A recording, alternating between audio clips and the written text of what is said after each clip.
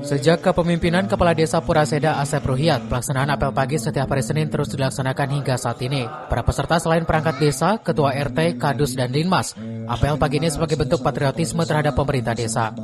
Dalam apel pagi ini, Kepala Desa memberikan reward kepada peserta upacara yang rajin mengikutinya.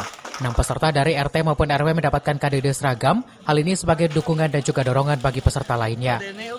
Alhamdulillah di desa kita mulai dari saya menjabat kepala desa, jadi kita sebelum mengikuti kegiatan apel yang setiap hari Senin dilaksanakan, dan kita mengingatkan kepada seluruh RT RW bisa ikut apel. Dan untuk hari ini jadi kita kasih reward penghargaan bagi yang rajin ikut apel. Berapa orang, Pak?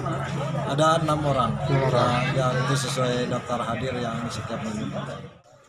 Kegiatan ini juga untuk melatih kedisiplinan bagi perangkat desa dan juga kelembagaan desa.